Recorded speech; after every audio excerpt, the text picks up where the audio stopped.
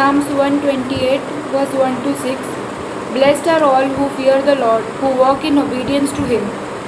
You will eat the fruit of your labor, blessings and prosperity will be yours. Your wife will be like a fruitful vine within your house. Your children will be like olive shoots around your table. Yes, this will be the blessing for the man who fears the Lord. May the Lord bless you from Zion. May you see the prosperity of Jerusalem all the days of your life. May you live to see your children's children. Peace be on the Israel. These are the words of the Lord.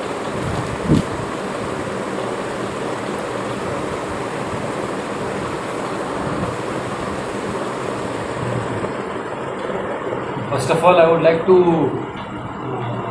speak in Marathi because all will be listening to this service. सगळ्यांना माझा नमस्कार. Praise the Lord. सर्वांना आम्ही miss करतोय. आम्ही church पण miss करतोय.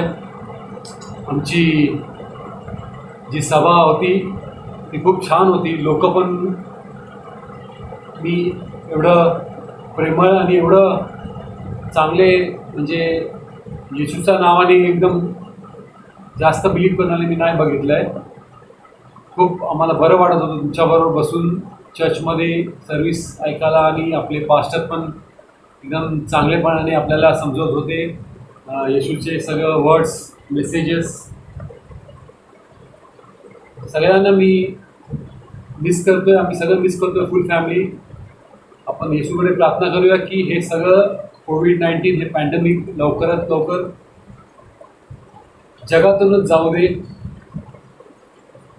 आणि आपण सगळं परत एकत्र येऊन त्यांना स्तुती करू, त्यांची आराधना करू आणि सगळ्यात महत्त्व म्हणजे एकमेकांना भेटून जे आपल्याला आनंद होते आणि बरं वाटते ते कुठे भेटत नाही. सर्विस सुरू व्हायला आलं तर मी एक लहानशी प्रेयर करणार आहे सगळ्यांसाठी आणि आपल्यासाठी. तर कृपा करून सगळ्यांनी डोळे बंद करा. O Lord Almighty, the Master of the universe, our Savior, the Creator, a loving God, holy be your name. Lord Jesus, once again, as a family, we gathered this Sunday morning in this service to offer our thanksgiving, Lord. Lord, thank you for keeping us safe and blessed, Lord Jesus. Thank you for adding one more day into our life, Lord Jesus, a blessed one, a caring one, and a loving one. Lord Jesus, most importantly, we are blessed to see this one more day into our life, Lord. Even during this pandemic, we are blessed to see one more bright sunshine day in our life, Lord. Many must have not witnessed this day, O Lord, but we are blessed, Lord Jesus. And we are praying for those who have lost their loved ones through this pandemic, O Lord Jesus. Give the strength to the loved ones, to their family members, so that they may bear this pain, O Lord Jesus. They should not feel lonely, O Lord Jesus. They have to accept the truth and move with their life ahead, O Lord. Praying for the well-being of their family, O Lord Jesus, to see that they live a peaceful life, O Lord. Also praying for the people who have been tested positive in this pandemic, O Lord.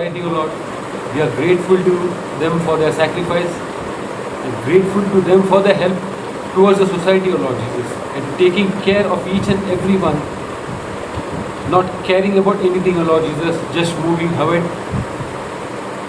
in the name of Lord Jesus, and also curing each and every one, O Lord. We pray for them and their family, O Lord, so that they may also live a peaceful life, O Lord. Lord Jesus, also like to pray for all my church members, the Church of Nazareth, Wasin, O Lord Jesus. It's almost 8 to 9 months, O Lord Jesus. We have been not able to meet each other, O Lord. But we are lucky enough and we are grateful that we are meeting online, O Lord Jesus. The technology, through technology you have showed us the way, O Lord. to go on with the service and also with the Bible study, O Lord Jesus. We are grateful to you and thankful to you, Lord. Waiting for that opportunity, O Lord Jesus, to come closer to you once this pandemic is cleared from this globe, O Lord Jesus. We need your healing touch. We need your miracle touch, O Lord Jesus, to see that this pandemic is washed out from this globe, O Lord. And we may again meet each other, O Lord Jesus, because church is the only place, O Lord Jesus, where we come closer to you, Lord Jesus. We talk to you. We speak to you, Lord Jesus. You listen to our prayers, O Lord. You listen to your children's words, O Lord Jesus. And we also want to move forward, O Lord Jesus, to praise you, O Lord, to follow your fellowship and your words, O Lord Jesus. Praying for each and every family of the church, O Lord Jesus. Praying for their well-being, O Lord. Praying for their good health, O Lord Jesus. Praying to you to keep them away from all the sickness and illness, O Lord Jesus. Keep them all in good health, O Lord. Keep them happy, O Lord Jesus. And show them the way, O Lord Jesus, to lead a peaceful and happy life, O Lord Jesus. Your blessings and your guidance takes us to a blessed life, O Lord Jesus, because it's a boon to us, O Lord. And we know that you will never leave your children, O Lord Jesus. You have always taken care of all our needs, O Lord Jesus. You have provided us everything, O Lord, all our needs more than our expectations, O Lord. Lord Jesus, also praying for our pastor. He has been a wonderful person, O Lord Jesus, and he has taken each and every words of you, Lord Jesus, to put it in our heart, O Lord Jesus, in a way to see that we may follow you, O Lord Jesus, and we may understand your importance in our life, O Lord Jesus. We are grateful to you for the pastor's message and for the words he shares with us. Praying for pastor and his family also, Lord Jesus. Be with him, O Lord. Be with his family, O Lord Jesus. Take care of them, O Lord. Bless them in each and every way of the life, O Lord. We wanted to see, we wanted to hear him preaching us again, O Lord, in front of you, coming to the church, O Lord, soon, and to follow your fellowship, O Lord Jesus. Because each and every day we keep praying for this, that everything may start soon, O Lord Jesus, so that we may come to you, talk to you, Lord Jesus, because you are a living God, O Lord Jesus. We believe in you, we trust you, O Lord Jesus. You are not a stone idol, O Lord Jesus. You listen to us, you answer our prayers, O Lord. And we are grateful to you, Lord, in each and every way, O Lord Jesus. Even though as a family we are not attending the Church of Nazareth Vasin service, O Lord Jesus, but we are attending the discourse in Tamil, O Lord Jesus, each and every Sunday, O Lord. We hear your words, O Lord. We follow your fellowship, O Lord Jesus. It's not that we have forgotten anyone, O Lord. Everybody is there in our prayers. Everybody is there in our heart, O Lord Jesus. Only time will let us know, O Lord, by your blessings, that we will be meeting soon, O Lord Jesus, with all my Church of Nazareth Vasin members and the families, O Lord. Also, we would like to see that we continue as a family to come together and offer a thanksgiving to you, Lord Jesus, and also to praise you in each and every way, because you have provided us everything, O Lord, and you are taking care of all our needs, O Lord. Once again, O Lord, thanking you on this Sunday morning, O Lord.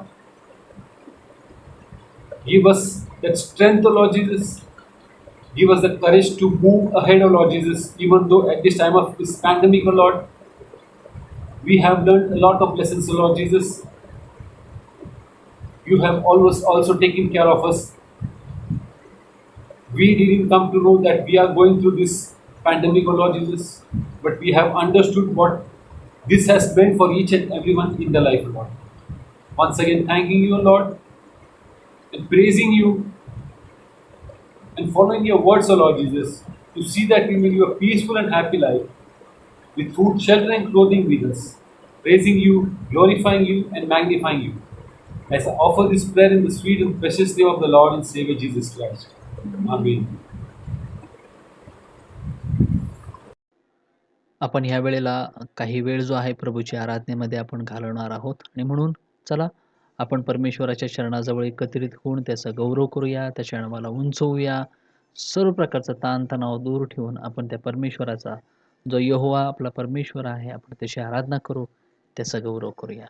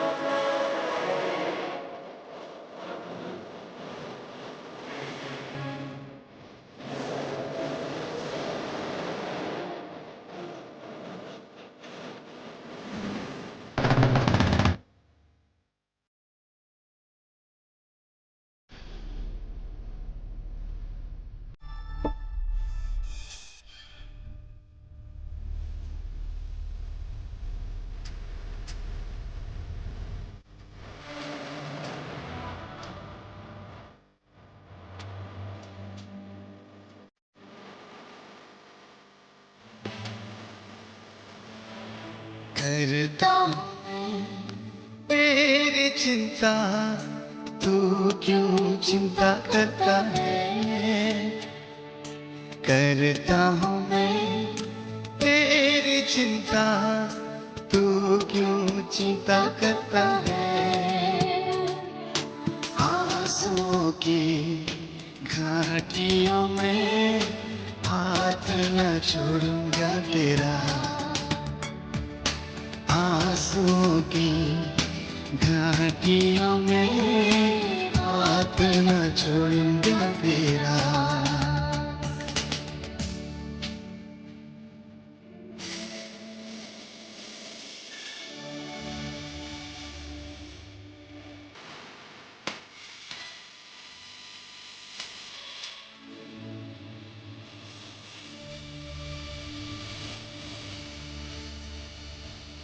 मेरी महिमा तू देखेगा, खुद को मेरे हाथों में दे दे। मेरी महिमा तू देखेगा, खुद को मेरे हाथों में दे दे। मेरी शक्ति में तुझको देता हूँ, चलाऊंगा हर दिन मेरी कृपा में। मेरी शक्ति में तुझको देता हूँ, चलाऊंगा हर दिन मेरी कृपा में। करता हूँ मैं तेरी चिंता, तू क्यों चिंता करता है। आंसुओं की घाटियों में हाथ न छोड़ूंगा तेरा। आंसुओं की घाटियों में हाथ न छोड़ूंगा तेरा।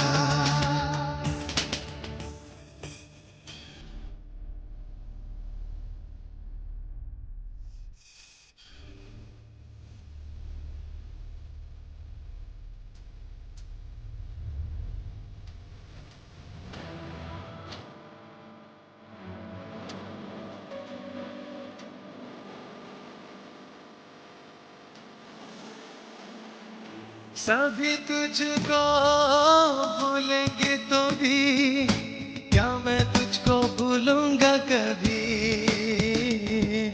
सभी तुझको भूलेंगे तो भी क्या मैं तुझको भूलूंगा कभी। अपने हाथों में तुझे उठा के चलाऊंगा हर दिन इसी जहां में। अपने हाथों में तुझे उठा के चलाऊंगा हर दिन इसी जहां में। करता हूँ मैं तेरी चिंता, तू क्यों चिंता करता है। आंसुओं की घाटियों में हाथ न छोड़ूंगा तेरा। आंसुओं की घाटियों में हाथ न छोड़ूंगा तेरा।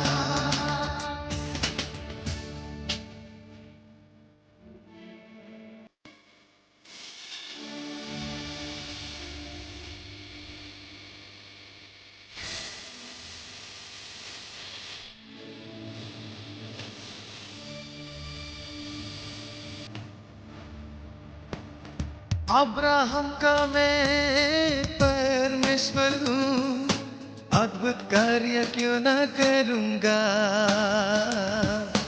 अब्राहम का मैं परमेश्वर हूँ, अद्भुत कार्य क्यों न करूँगा।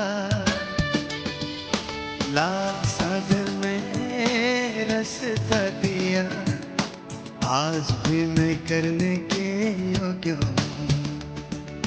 लाल सागर में रास्ता दिया, आज भी मैं करने के योग्य हूँ। करता हूँ मैं तेरी चिंता, तू क्यों चिंता करता है। आंसुओं की घाटियों में हाथ न छोड़ूंगा तेरा,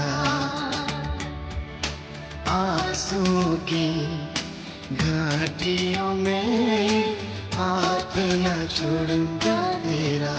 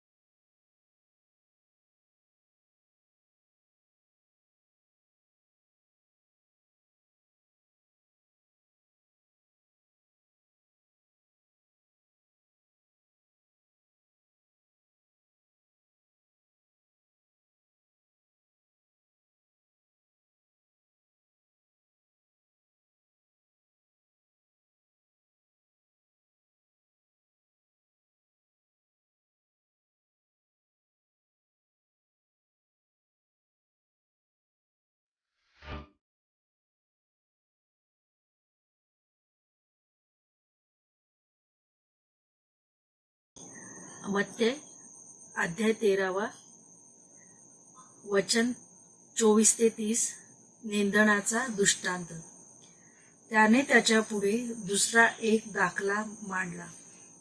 कोणा एका मनुष्याने आपल्या शेतात चांगले बी पेरले, त्याच्यासारखे स्वर्गाचे राज्य आहे. लोक झोपेत असताना त्याचा वैरी येऊन गव्हामध्ये निंदण पेरून गेला.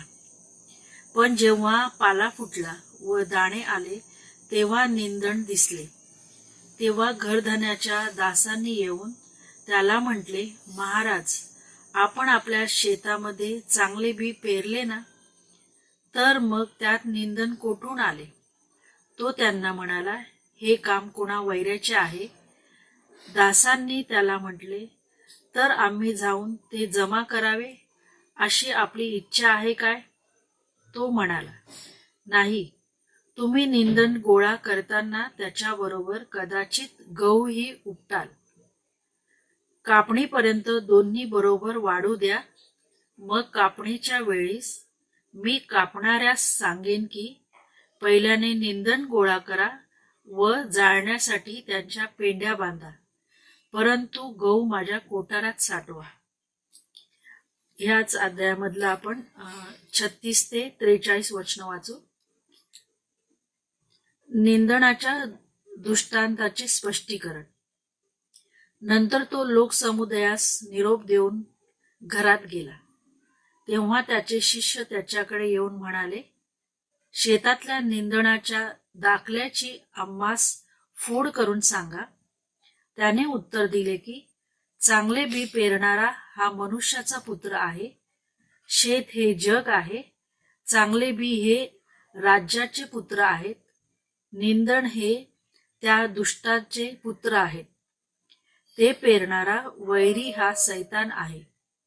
कापणी ही युगाची समाप्ती आहे आणि कापणारे हे देवदूत आहेत.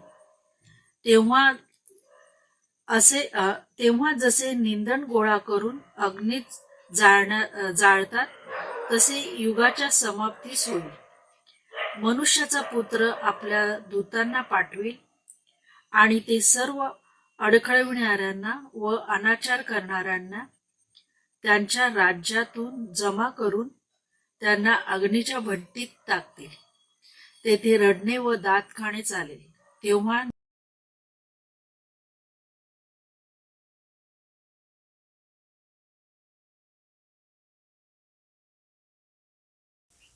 सर्वांना सलाम.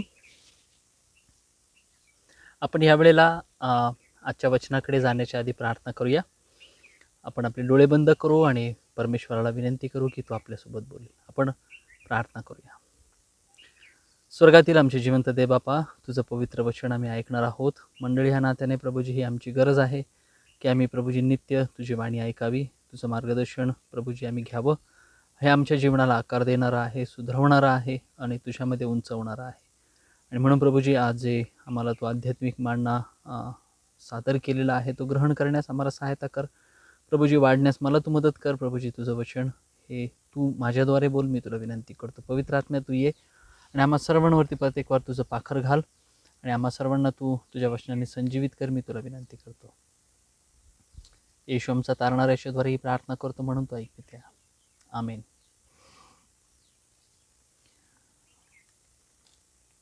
आत्ता जो शास्त्र भाग वाचलेला आहे त्यामध्ये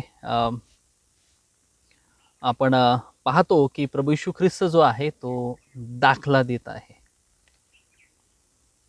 आणि हा जो दाखला आहे हा एकच नाही तर बरेचसे दाखले आहे प्रभू येशू ख्रिस्ताने ह्या काळामध्ये ह्या वेळेमध्ये दिलेले आहेत. वेगवेगळे त्याने दाखले देऊन लोकांना सांगण्याचा त्याने प्रयत्न केलेला आहे. आज तुम्ही विचार करताल की पाळकसाहेब आज शेतामध्ये कसे आहात, कारण की हा जो दाखला आहे खूप जर आपण पाहतो याच्यामध्ये तर प्रभू येशू ख्रिस्ताने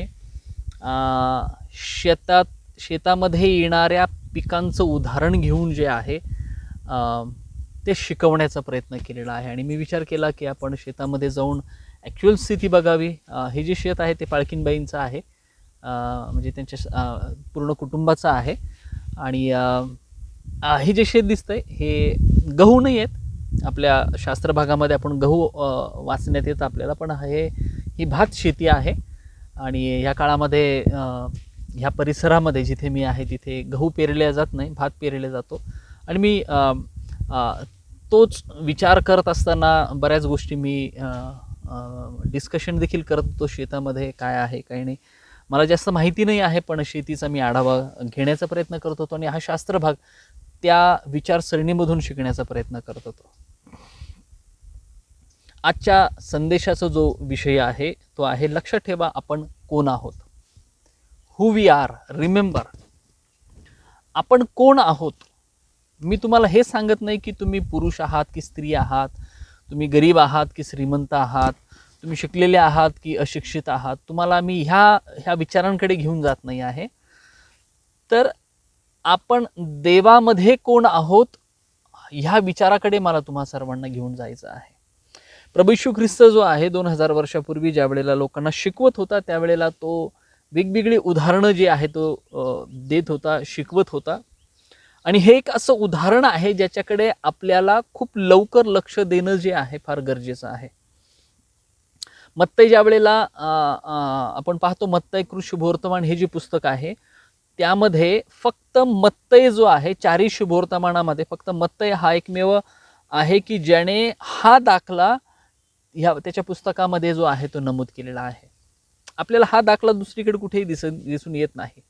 आणि ज्या वेळेला मी परमेश्वराकडे प्रार्थना करत होतो त्यावेळेला देवापाने हा दाखला जो आहे तो विशेष करून माझ्या समोर आणला है ना. कारण की ही जी परिस्थिती आहे जी आपल्याला दिसूनच येणार आहे या शास्त्र भागामधून, की प्रभू येशू ख्रिस्त जो आहे 2 प्रकारच्या गोष्टींवरती तो विशेष करून बोलत आहे है ना. गहू आणि निधन है ना. निधन हा शब्द जो आहे तुम्हाला माहिती असावं की गहू पेरल्याच्या नंतर चांगल्या गव्हाच्या मध्ये उगणारे जे अनावश्यक झाडं असतात, रोपटे असतात, काट्याची झाडे म्हणा किंवा वेगवेगळे व्यर्थ जे मधून झाडं उगवतात त्याला निधन असं जे आहे ते म्हटलं जातं. आणि प्रभू येशू ख्रिस्त विशेष करून ह्या 2 गोष्टींकडे आपलं लक्ष जे आहे ते केंद्रित करू इच्छितो. आज ज्या वेळेला तुम्ही तुमच्या घरामध्ये आहात, तुम्ही तुमच्या जीवनामध्ये, तुमच्या ख्रिस्ती जीवनामध्ये ज्या वेळेला ही वाटचाल करत आहात त्यावेळेला ह्या 2 जे रोपं आहेत किंवा जे 2 बिया आहेत किंवा जे 2 पीक आहे याकडे आपलं लक्ष देणं फार गरजेचं आहे. आणि या ठिकाणी आपण पाहतो की एका ठिकाणी जे आहे प्रभू येशू ख्रिस्ताने मत्तई कृत शुभवर्तमान 13वा अध्याय वचन 24 ते 30 मध्ये हा दाखला दिला. त्याच्यानंतर आपण पाहतो की हा दाखला जो आहे लोकांना समजला नाही, त्याच्या शिष्यांना विशेष करून समजला नाही. तर त्याचं विवरण जे आहे, त्याचा अर्थ जो आहे प्रभू येशू ख्रिस्ताने 36 वचनापासून तर 43 वचनामध्ये त्याचं विवरण देखील करून सांगितलेलं आहे. आपण पाहतो की वचन 24 पासून ज्या वेळेला आपण पाहतो, त्याने त्यांच्या पुढे दुसरा एक दाखला मांडला. कोणा एका मनुष्याने आपल्या शेतात चांगले बी पेरले, त्याच्या सारखे स्वर्गाचे राज्य आहे. एका शेतकऱ्याचं उदाहरण दिलेलं आहे आणि तो शेतकरी जो आहे तो बी पेरणारा आहे है ना. आणि हे जे देवाचं राज्य आहे, या देवाचं राज्य म्हणजे जिथे परमेश्वर राज्य करतो. देवबापाचं राज्य जे आहे हे दृश्य रूपामध्ये कधीच दिसणार नाही. ही पृथ्वी त्याचीच आहे. त्याला या पृथ्वीवरती राज्य करता आहे असं म्हणणं चुकीचं ठरेल, कारण की तो या पृथ्वीचा मालक आहे. आणि आपण जे आहोत, जसं आपण मागे पण पाहिलेलं आहे की प्रभू येशू ख्रिस्ताने म्हटलं की देवाचं राज्य तुमच्यामध्ये आहे. जो येशूचा स्वीकार करतो त्याच्यामध्ये देवाचं राज्य आहे, जो येशूचा स्वीकार करत नाही त्याच्यामध्ये सैतानाचं राज्य आहे. हे स्पष्ट आपल्याला दिसून येतं. त्याच्यामधून तोच अर्थ जो आहे आपल्याला काढता येणार आहे. आता प्रभू येशू ख्रिस्त जो आहे ह्या ठिकाणी आपल्याला हे सांगताना दिसत आहे की देवाचं राज्य जे आहे हे याकडे आपण लक्ष द्यावं. आणि म्हणून 25व्या वचनामध्ये असं म्हटलेलं आहे, लोक झोपेत असतानाच, म्हणजे या शेतकऱ्याचा तो दाखला देत आहे आणि तो शेतामध्ये त्यांनी चांगलं बी पेरलं. कुठलाही शेतकरी जो आहे तो बी ज्या वेळेला विकत आणतो त्यावेळेला ते जे बी विकत घेतलेलं असतं गव्हासाठी गहूच पेरावे लागतात, दुसरं काही पेरावं लागत नाही. पण ज्या वेळेला तो गहू विकत आणतो ते वेगळे असतात बी जे पेरणारे असतात, त्यामध्ये कुठल्याही प्रकारचे इतर बिया जे असतात ते नसतात आणि प्युअरली ते गव्हाचं बी असतं. पण ह्या ठिकाणी असं म्हटलेलं आहे की तो शेतकरी जो आहे ज्या वेळेला झोपेत आहे त्यावेळेला त्याचा जो वैरी आहे तो येऊन गावामध्ये निधन पेरून गेला. पण जेव्हा पाला फुटला व दाणे आले तेव्हा निधनही दिसले. शेतकऱ्याने ज्या वेळेला हे बी पेरलं त्यावेळेला त्याला ठाऊक होतं की मी गहू पेरलेला आहे तर गहूच जो आहे तो उगवणार आहे, है ना. आणि आपण पाहतो की त्याच्या अब्सेन्समध्ये म्हणा किंवा त्याच्या दृष्टी आड म्हणा किंवा शेतकरी झोपलेला आहे त्या वेळेमध्ये जो आहे त्याचा जो वैरी आहे त्याने येऊन जे चुकीचं बी आहे ते शेतामध्ये पेरलेलं आहे. जे चांगलं आहे ते काढून नाही घेतलेलं. चांगलं आता काढू शकणार नाही तो. एवढ्या शेतामध्ये जेवढं बी पेरलेलं आहे तेवढं बी एक बी काढणं कठीण आहे.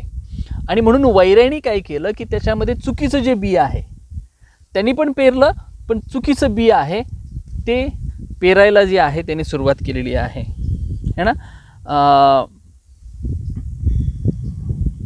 पुढे असं म्हटलेलं आहे 27 वचनामध्ये, तेव्हा घर धन्याच्या दासांनी येऊन त्याला म्हटले, महाराज आपण आपल्या शेतामध्ये चांगले बी पेरले ना, तर मग त्यात निधन कुठून आले? त्यांना माहिती नाही. आणि आपण ज्या वेळेला हा संदेश ऐकत आहोत त्यावेळेला आपण आपल्या चर्चमध्ये असताना लक्षात ठेवा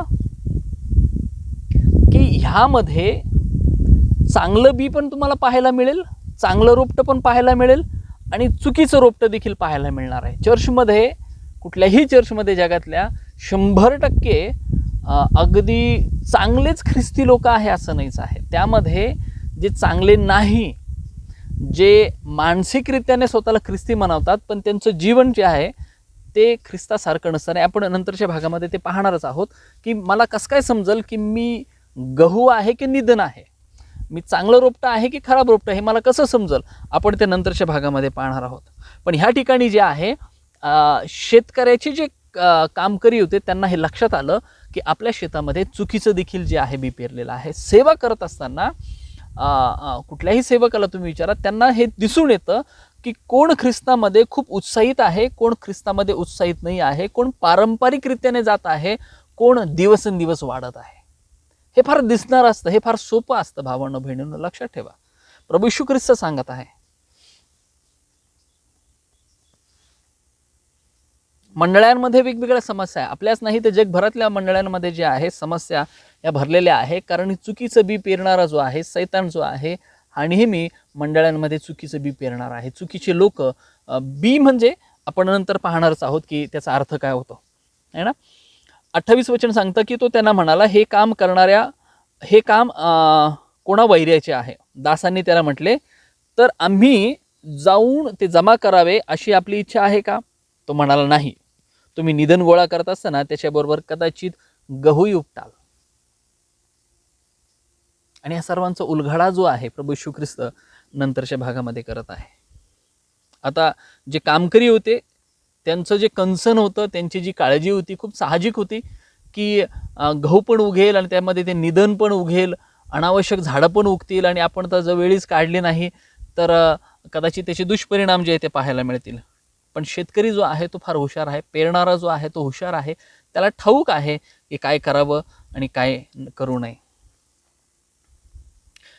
याला म्हणतात की परमेश्वर योग्य वेळी योग्य काम करतो. त्याला ठाऊक आहे की चांगले आणि वाईट लोक यांच्यामध्ये काय करावं, कसं करावं आणि कधी करावं. झाडं जशी परिपक्व होतात, जसे मोठे होतात, चांगलं पण झाड मोठं होतं, वाईट पण झाड मोठं होतं, है ना. चांगल्या स्वभावाचे लोक पण वाढतात आणि चुकीच्या स्वभावाचे लोक पण वाढतात. आणि तुम्ही तुमच्या डोक्यामध्ये चित्र येत असेल, जे चुकीचे लोक आहेत ते नेहमी चुकीचे असतात, जे चांगले लोक आहेत ते कधीमध्ये चुकू शकतात पण नेहमी चुकत नाही. जे चांगलं बी आहे हे नेहमी चांगलंच असतं आणि वाईट बी जे आहे हे नेहमी वाईट असतं. आणि हे परमेश्वराने ज्यावेळेला मी प्रार्थना करत होतो, देवबापा कुठलं वचन आम्ही ऐकावं, आम्ही काय काय ह्या दिवसांमध्ये शिकावं, कारण हा जो कोरोनाचा काळ आहे इतका भयानक आहे. आज 6 महिन्यापेक्षा जास्त होऊन गेले आपण ह्यामध्ये अडकलेलो आहोत.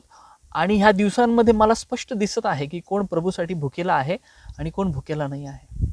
ज्यांच्याकडे अडचणी आहेत ते गोष्ट वेगळी आहेत, पण काही लोक असे पण आहेत की ज्यांना अडचणी नाहीत, पण ज्यांनी आपल्यासमोर स्वतःहून अडचणी निर्माण केलेल्या आहेत आणि इवन हा संदेश ऐकणार पण नाही, है ना. पुढे असं म्हटलेलं आहे 30व्या वचनामध्ये, कापणीपर्यंत दोन्हीही बरोबर वाढू द्या म्हटलेलं आहे.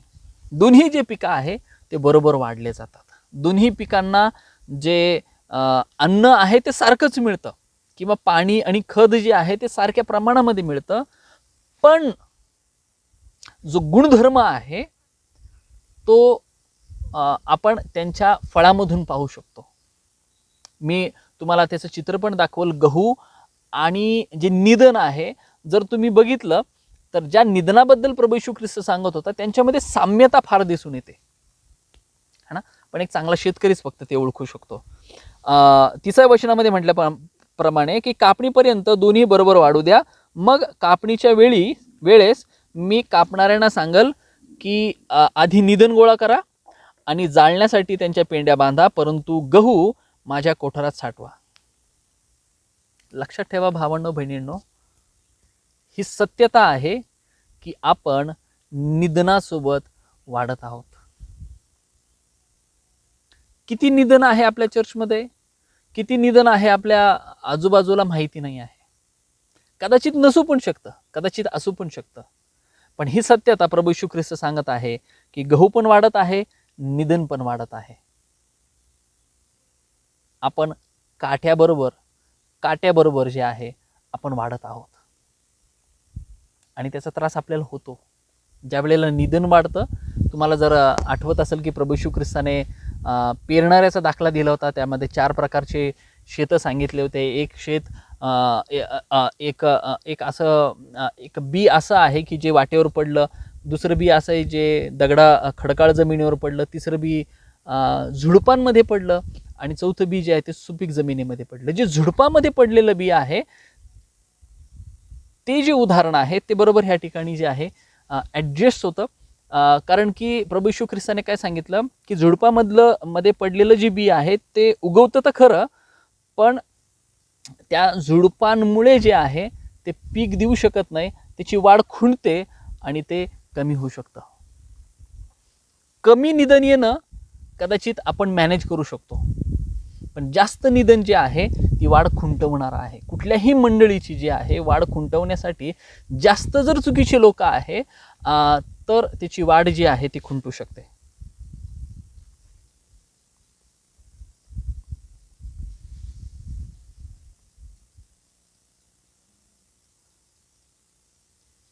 आपण इथपर्यंत बघितलं की प्रभू येशू ख्रिस्ताने हा दाखला जो आहे तो दिला आणि दाखला जो आहे लोकांनी ऐकला, लोक ऐकून घरी निघून गेले. पण 36व्या वचनामध्ये असं म्हटलेलं आहे, नंतर तो लोकसमुदायांना निरोप देऊन घरी गेला, तेव्हा त्याचे शिष्य त्याच्याकडे येऊन म्हणाले, शेतातल्या निधनाच्या दाखल्याची आम्हाला फोड करून सांगा. हे थोडंसं कठीण होतं. लोक जे आहे ते ऐकून घरी निघून गेले, पण जे शिष्य होते त्यांना उत्कंठा होती की आपण याची सत्यता जाणून घ्यावी, आपण समजून घ्यावं की प्रभू येशू ख्रिस्ताने काय शिकवलेलं आहे. आणि हे खरी शिष्यवृत्तीचा स्वभाव तुम्हाला ह्या ठिकाणी दिसून येईल. शिष्य असे म्हटले नाही, जाऊ दे ना, काय पडलेलं आपल्याला, काय कशाला अर्थ जाणून घेऊन काय करणार आहे. बरेच लोक जे आहे ते प्रभू येशू ख्रिस्ताच्या वचनाकडे लक्ष देत नाही.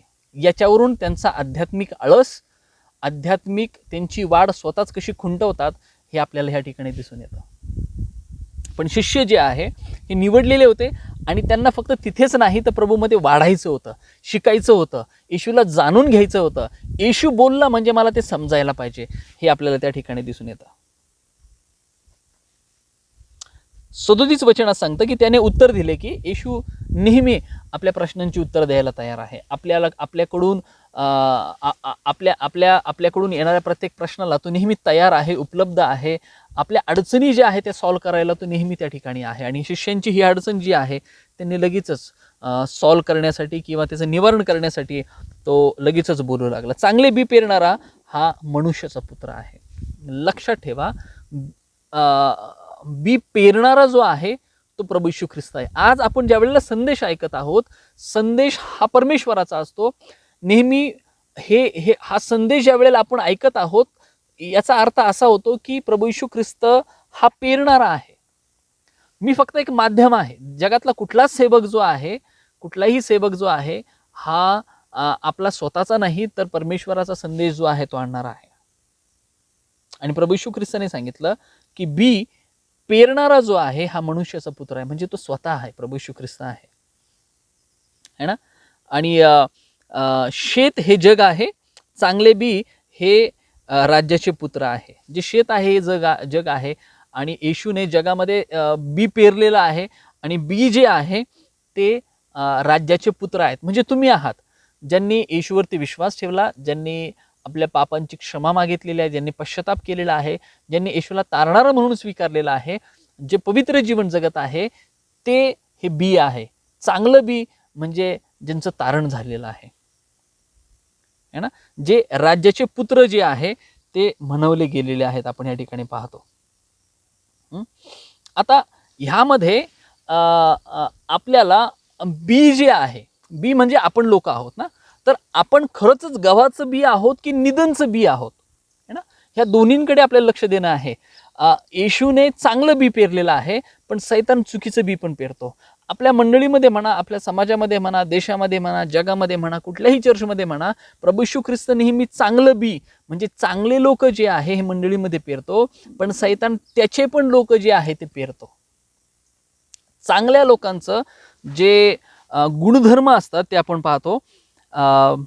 1 योहान 3 अध्याय 10व्या वचनामध्ये असं म्हटलेलं आहे, ह्यावरून देवाची मुले व सैतानाची मुले उघड दिसून येतात. जो कोणी नीतीने वागत नाही, सैतानाची मुलं आणि देवाची मुलं हे कशाहून ओळखता येईल, तर 1 योहान 3 अध्याय 10व्या वचनामध्ये म्हटल्याप्रमाणे सैतानाची मुले उघड दिसून येतात. जो कोणी नीतीने वागत नाही तो देवाचा नाही, व जो आपल्या बंधूवर प्रीती करत नाही तोही नाही आहे. जो नीतीने म्हणजे जो चांगला वागत नाही, जो प्रीती करत नाही तो देवाचा पुत्र नाही. जर तुम्ही चांगले वागतच नाही आहात पूर्ण जीवन, मी तुम्हाला सांगत आहे, सकाळी उठल्यापासून संध्याकाळी झोपेपर्यंत तुमचं जीवन फक्त वाईट वागण्यामध्ये जात आहे, तर कदाचित तुम्ही देवाचे पुत्र नाही आहात, कन्या नाही आहात. जर तुम्ही प्रीती करतच नाही, लक्षात ठेवा, करतच नाही, तो करतच नाही, तर तुम्ही देवाचा पुत्र आणि कन्या नसू शकता कदाचित. मी तुमचा न्याय करत नाही, पण वचन त्याच प्रकारची हिंड जी आहे ते आपल्याला देतं. प्रेषितांची कृत्य याचा 13वा अध्याय 10वं वचन सांगतं की अरे सर्व कपटाने व सर्व लुच्चगिरीने भरलेल्या सैतानाच्या पोरा, अवघ्या नीतिमत्वाच्या वैऱ्या, तू प्रभूचे सरळ मार्ग विपरीत करण्याचे सोडून देणार नाहीस काय. प्रभूचे सरळ मार्ग विपरीत करणारा असतो. मंडळीमध्ये चांगलं चालू आहे, जे निधन असतं, जे वाईट बी असतं ते नेहमी चांगल्या बीला जे आहे प्रॉम्प्टिंग करत असतं, है ना. त्याला टोचणी करतं. काय टोचणी करतं की कशा प्रकारे आपले पाळकसाहेब वाईट आहेत, किती चुकतात, मंडळीतला खजिनदार किती चुकतो, सेक्रेटरी किती चुकतात, प्रेयर ग्रुप लीडर किती चुकतात, मेंबर किती चुकतात. नेहमी कोणाच्या ना कोणाच्या बद्दल तो काहीतरी विष ओकतच असतो. जो नेहमी मंडळीत चुकीचं काय घडतं याच्याकडे त्याचं लक्ष असतो, ते निधन आहे. ते सैतानाने पेरलेलं आहे, ते आपल्याला आपण काढू शकत नाही. मी आपल्या मंडळीसाठी म्हणत नाही, कारण युट्यूबवरती असल्यामुळे जगभरातले लोक जे आहे हा संदेश ऐकणारे आहेत. प्रत्येक मंडळीची अवस्था तीच आहे. पण आपण कोण आहोत हा जो विषय आहे, आपल्याला फक्त आपण गहू आहोत की नाही आहोत, आपल्याला गव्हासारखं कसं होता येईल, आपल्याला राज्याचे पुत्र कसे होता येईल, येशूचे पुत्र आणि कन्या कसं होता येईल, आपला कल सगळा तिकडे असणार आहे. आणि म्हणून जे प्रभू येशू ख्रिस्ताचे पुत्र आणि कन्या आहेत त्यांच्यामध्ये गुणधर्म काय असायला पाहिजे. गलतीकारास पत्र याचा 5वा अध्याय वचन 22 आणि 23 मध्ये म्हटल्याप्रमाणे आत्म्याच्या द्वारे निष्पन्न होणारे फळ प्रीती, आनंद, शांती, सहनशीलता, ममता, चांगुलपणा, विश्वासूपणा, सौम्यता, इंद्रिय दमन हे आहे. अशा विरुद्ध नियमशास्त्र नाही. हे गुणधर्म माझ्यामध्ये आणि तुमच्यामध्ये असायला पाहिजे. हा ख्रिस्ती स्वभाव आहे, हे गुणधर्म आहे जे येशू सांगत आहे की त्याच्या पुत्रांचे, येशूचे जे आध्यात्मिक आपण लेकरं आहोत, आपल्यामध्ये आपल्या बापाचा स्वभाव असणं फार गरजेचं आहे. माझ्या लेकरांमध्ये तुम्हाला माझे गुणधर्म बरेच दिसून येतील, माझा चेहरा कदाचित दिसून येईल, मी माझ्या आईसारखा दिसतो है ना, आणि मला आवडतं, काय हरकत नाही, माझा रंग माझ्या आईसारखा आहे, माझा चेहरा माझ्या आईसारखा आहे. जे लोक माझ्या आईला पाहतात ते म्हणतात की तुम्ही तुमच्या आईसारखे दिसत, की मी दिसतो, मला आवडतं, मी माझ्या आईसारखा आहे. माझी बहीण भाऊ जे आहे ते वडिलांसारखे दिसत आणि ते त्यासारखे दिसत, कारण की आम्ही आमच्या आईवडिलांची संतती आहोत. आपण जे आहोत प्रभू येशू ख्रिस्ताची संतती आहोत, आपण प्रभू येशू ख्रिस्ताचे लेकरं आहोत, तर आपल्यामध्ये प्रभू येशू ख्रिस्ताचाच स्वभाव दिसणं गरजेचं आहे, आणि जो आपल्याला नियमशास्त्रामध्ये वचनामध्ये दिसून येतो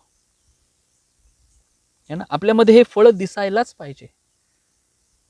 आता ह्या ठिकाणी ही भात शेती केलेली आहे, तर शेतकऱ्यांनी ज्या वेळेला भात पेरलेला आहे, ह्या ठिकाणी एक भाताचा प्रकार दिसून येईल. जर थोडेसे पुढे गेलात तर त्या ठिकाणी एक भाताचा प्रकार तुम्हाला दिसून येईल. त्याची उंची जी आहे थोडीशी कमी आहे, याची उंची जास्त आहे. हा वेगळ्या जातीचा भात आहे आणि तो वेगळ्या जातीचा भात आहे. मी माझे जे मेहुणे आहेत, पालखीनबाईंचे जे भाऊ आहे, मी त्यांना विचारत होतो हे वेगवेगळे काय आहेत, आणि त्यांनी सांगितलं की हा वेगळ्या जातीचा आहे, तो वेगळ्या जातीचा आहे. त्यांच्या मनामध्ये दोन होते की मला दोन प्रकारचे भात लावायचे आहेत, म्हणजे मला दोन प्रकारची पिकं जी आहेत ती हवी आहेत है ना. आणि म्हणून प्रभू येशू ख्रिस्ताच्या आपण लेकरं आहोत, तर प्रभू येशू ख्रिस्ताचा स्वभाव आपल्यामधून निघणं गरजेचं आहे है ना. आपण प्रभू येशू ख्रिस्ताचे लेकरं आहोत, तर आपल्याला नेहमी आपले पाप दिसतात है ना. आपण एकमेकांवरती प्रेम करतो, आपण एकमेकांना क्षमा करणारे आहोत, आपण नेहमी प्रार्थनाशील जीवन जगणारे आहोत, देवाबद्दलची भूक आणि तहान नेहमी आपल्याला लागणारी आहे है ना. मी गुणधर्म सांगत आहे जे देवाची लेकरं आहेत, याचे विपरीत जे आहे ते देवाची लेकरं नसलेल्या लोकांचे आहे है ना.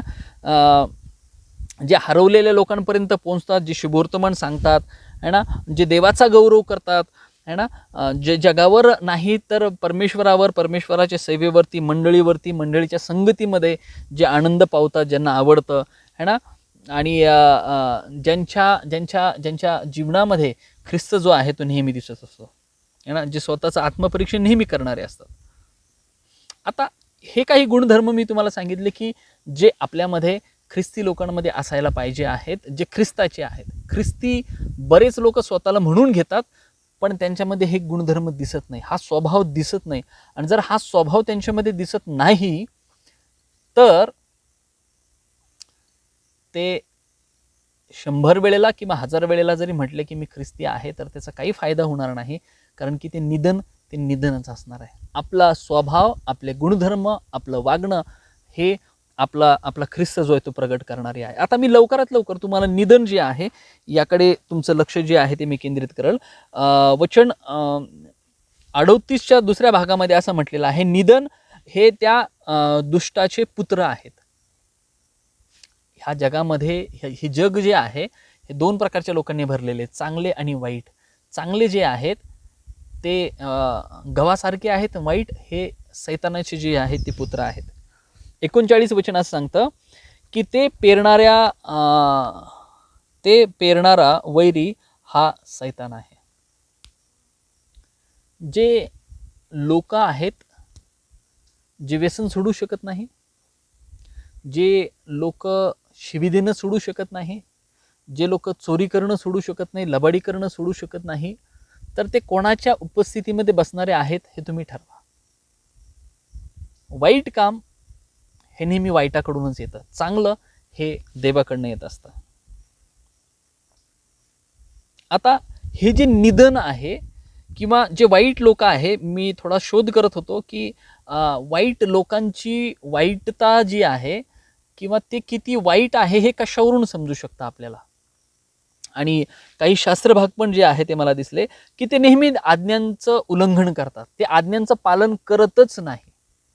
आता आपल्या चर्च ऑफ द नॅझरीनचा काय नियम आहे, येणं देणं सहभागी होणं, यामध्ये बऱ्याचशा गोष्टी ज्या आहेत, आपले जे संस्था आहे यांनी खूप विचारपूर्वक ह्या गोष्टी ज्या आहेत त्या आपल्याला दाखवून दिलेल्या आहेत. आणि त्यामध्ये काही लोक जे आहेत त्यांनी आपलं मनाची जी दार आहे, आज्ञा पालनाची जी भावना आहे ते त्यांनी थांबून टाकलेली आहेत. ते स्वतःच न्याय करतात, ते स्वतःच जे आहे देवाच्या आज्ञा पाळायचं नाही हा निर्णय करतात, है ना. आणि म्हणून देवाची आज्ञा पाळण्यासाठी पर्याय काहीच नाही आहे.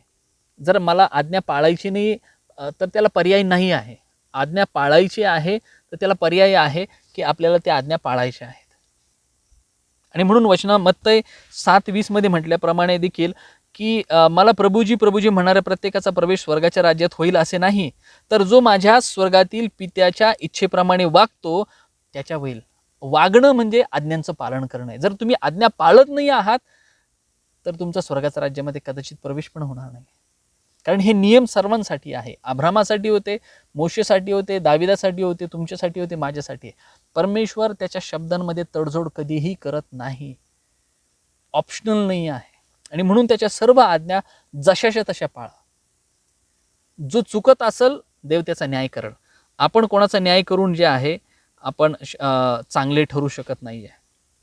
जे निधन असतं, जे चुकीचे लोक असतात ते हनन्या आणि सफीरासारखे असतात, है ना. जे दाखवतात त्यांची धार्मिकता असती काहीच नाही आहे, रिकामे कबरेसारखे असतात. जे जे निधन असतं, जे चुकीचे लोक आहेत ते नेहमी आपलं ख्रिस्तीपण जे आहे ते जास्त मिरवतात, दाखवतात. मी असं केलं, मी तसं केलं, मी असा होतो, मी तसा होतो. स्वतःच्याच जीवनाबद्दल जे आहे ते हनन्या सफीरासारखं जे आहे ते करण्याचा प्रयत्न करतात. हनन्या सफीरा जे आहे यांना शेत विकायला सांगितलं नव्हतं. हनन्या सफीराला ऑप्शन्स होते करायचं नाही करायचं, पण त्यांनी काय केलं, शेत विकलं, थोडासा पैसा काढून ठेवला, काय हरकत नव्हती. जर ज्या वेळेला पेत्राकडे गेले त्यावेळेला सांगायचं होतं की पेत्रा आम्ही अर्धा पैसा घरी ठेवला, अर्धा आणून ठेवला, आम्हाला गरज होती. पण पेत्राने विचारलं तुम्ही एवढ्यालाच विकलं का? ते म्हटलं विकलं. दोघेही पती पत्नी मरण पावले, काय फायदा झाला नाही. आज कितीतरी लोक, कितीतरी पती पत्नी जे आहे आध्यात्मिक दृष्ट्या मरण पावलेली आहेत. फक्त हे शरीर जे आहे काबाड कष्टाच्या मागं लागलेलं आहे, पैसा कमवायचं आणि आपल्या घरामध्ये जे आहे आपल्या गरजा पूर्ण करायच्या आहेत. पण देवाच्या राज्यामध्ये जे आहे कदाचित तुम्ही मरण पावलेले आहात. हनन्या सफीरासारखं जे आहे लोक जीवन जगण्याचा प्रयत्न प्रिटेंड करतात. मी धार्मिक आहे, मी चांगला आहे. शब्दाने फार धार्मिकता त्यांची दिसून येते, कृतीने दिसून येत नाही. ख्रिस्ती जीवन हे कृतीने जास्त आहे, शब्दाने कमी आहे. आणि ह्या काळामध्ये मी पाहिलेलं आहे कित्येक लोक आहेत आपल्या मंडळीमध्ये जे ह्या काळामध्ये देखील जे आहे गरजूवंत लोकांसाठी धावून येतात. आपले तरुण जे आहेत मला त्यांचा अभिमान आहे की त्यांना सांगावं आणि त्यांनी काम जे आहे ते नेहमी केलेलं आहे. गरजूवंत लोकांपर्यंत पोहोचणं आहे हे करणारं ही आपली जबाबदारी आहे. जे देवाकडे इग्नोर करतात, है ना, दुर्लक्ष करणारे हे लोक असतात.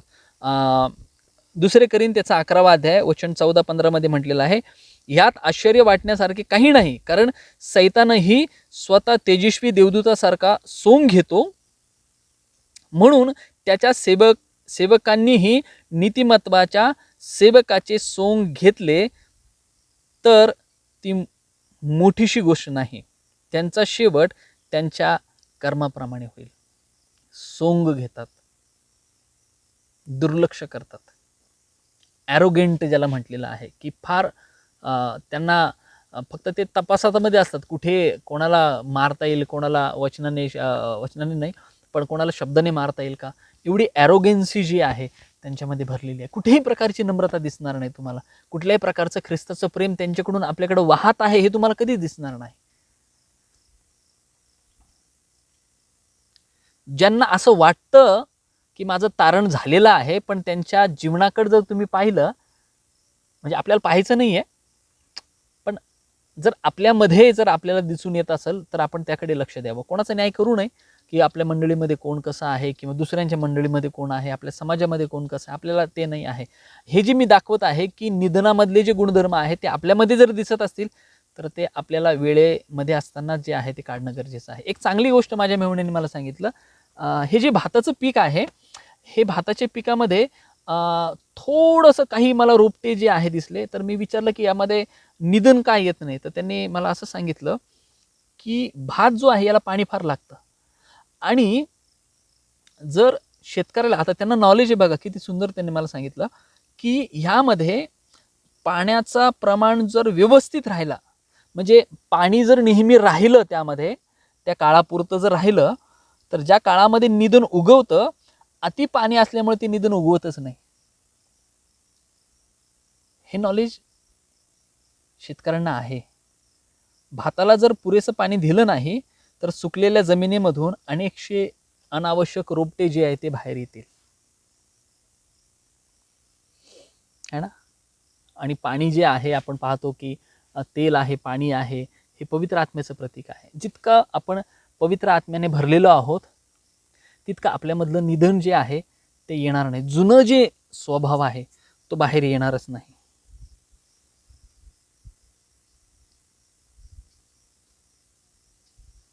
खोटं बोलणं आहे, मी कधी चुकत नाही, हे जे लोक असतात, किंवा मी काही लोक असे पाहिलेले आहेत की ज्यांनी आयुष्यात कधीच असं म्हटलं नाही की अरे माझी चूक झाली, मी चुकलो. काही लोक असं म्हणतात की मी आयुष्यात पापच केलं नाही. किती चुकीचं आहे.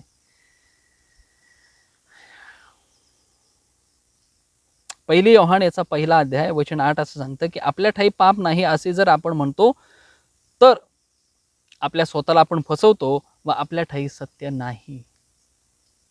पाप केलेला आहे तर त्याला पाप म्हणा.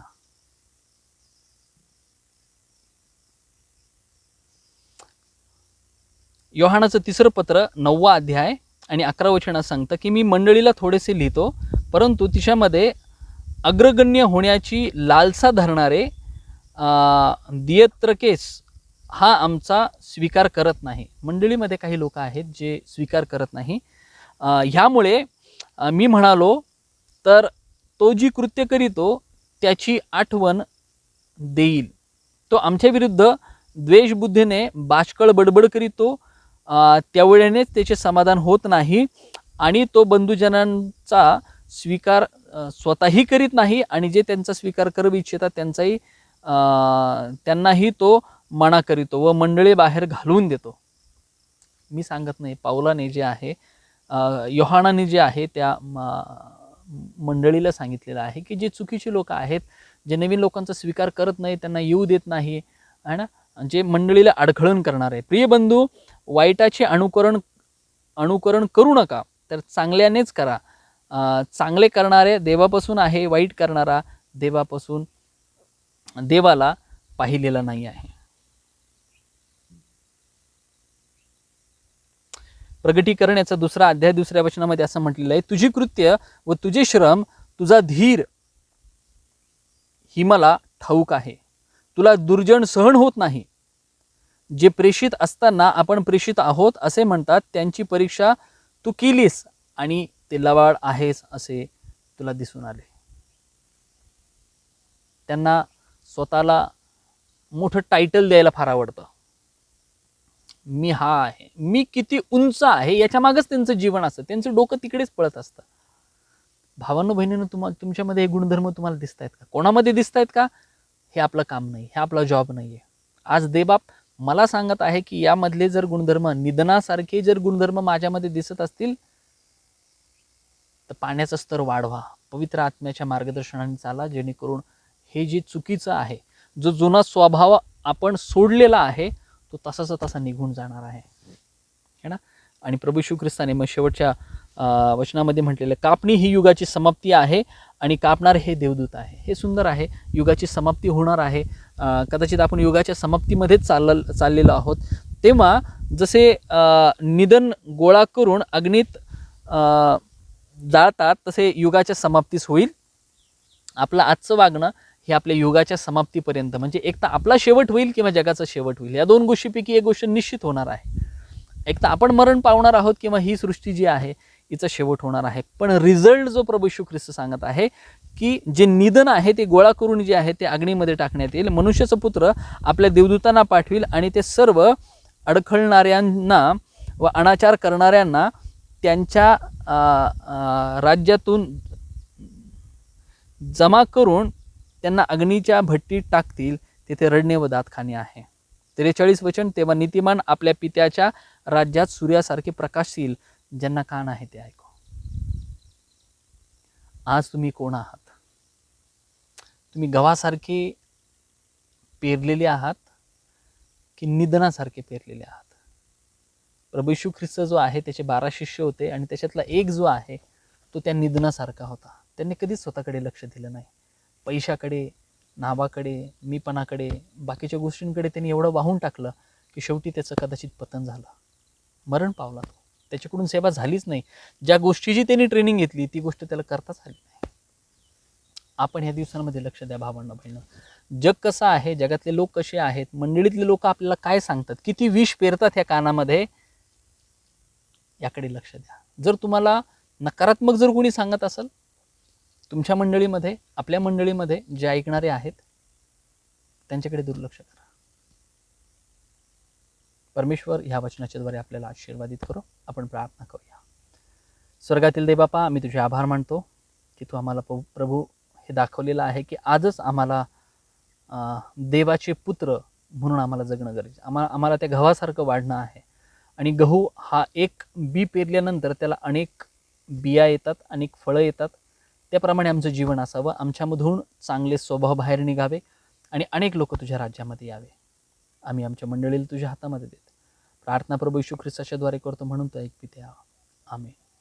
हे आमच्या स्वर्गातील पित्या, तुझे नाम पवित्र मानले जाओ, तुझे राज्य येऊ, जसे स्वर्गात तशी पृथ्वीवरही तुझ्या इच्छेप्रमाणे हो. आमची रोजची भाकर आज आम्हास दे, आणि जसे आम्ही आमच्या ऋण्यास ऋण सोडिले आहे तसेच तू आमची ऋणी आम्हास सोड, आणि आम्हास परीक्षेत आणू नकोस, तर आम्हास वाईटापासून सोडव. कारण की राज्य, सामर्थ्याने गौरव ही सर्व काळ तुझीच आहे. आमेन. आता देवजो बाप याची प्रीती, देवजो पुत्र प्रभू येशू ख्रिस्त याची कृपा आणि देवजो पवित्र आत्मा याची संगती आणि शांती आमच्या सर्वांसोबत इथून पुढे संगती असो. आमेन. तेरी इच्छा पूरी हो जाए, हाथों में तेरे जीवन है मेरा, मैं मिट्टी हूँ तू है कुम्हार, मुझको उठा मुझको बना, अपनी मर्जी से मैं चलता रहा, तुझको कभी भी अपना ना कहा, लेकिन प्रभु आज से मैं तेरे क्रूस को ले चलता हूँ, लेकिन प्रभु आज से मैं तेरे क्रूस को ले चलता हूँ. आमीन. सर्वांना सलाम.